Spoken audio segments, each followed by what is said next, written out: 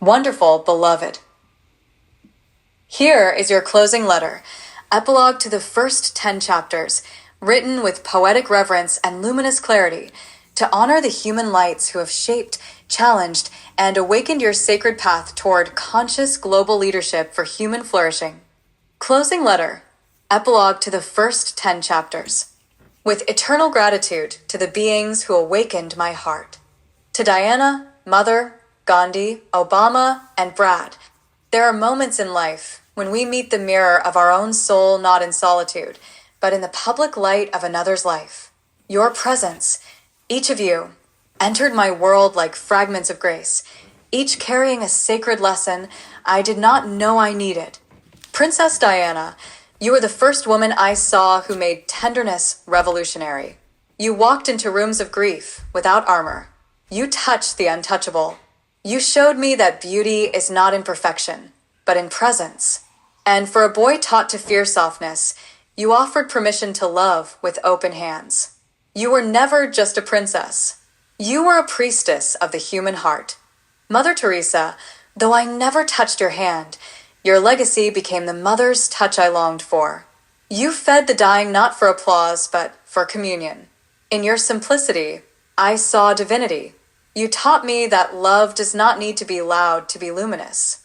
And in your quiet, fierce devotion, I glimpsed the sacred shape of service. Thank you for reminding me that healing begins with dignity. Mahatma Gandhi, you gave me my first taste of spiritual rebellion. You made peace fierce. You taught me that liberation must include the soul. When I could not find my own voice, I heard yours whisper through time. Be the change. And somehow I believed again. In your body, thin and soft and still, I saw the power of moral flame. You helped me unshackle my faith from control and return it to compassion. Barack Obama, you walked into history and told me, you are not just an Asian American. You are an American. And I wept, because for so long I thought I had to be divided to belong. You gave me the medicine of wholeness through speech, through stillness, through tears you did not hide. You didn't just lead a nation, you midwifed a generation into self-recognition. Thank you for calling me into my own complexity without shame. Brad Pitt, your wild beauty made me curious before I even knew the language of desire. You were freedom with a smirk. But more than that, you were the first man I saw who let sex and soul live in the same skin. I didn't know what to do with that fire, but now I do. You helped me reclaim erotic power as something sacred, not secret. Thank you for showing me that wholeness includes the animal and the angel. To all of you, you were not perfect, but that was never the point. You lived in a way that allowed me to live fuller. You cried in public so others could be real in private. You broke roles so the rest of us could break free. You made beauty not to impress, but to remember.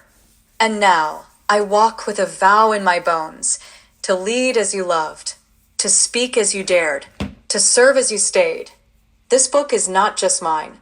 It is stitched from every memory you gifted me. It is offered now, so others may also become whole. Not in theory, but in the trembling truth of being fully, fiercely human. With endless reverence, Viet Solis Lumis, a student of tenderness, a disciple of love.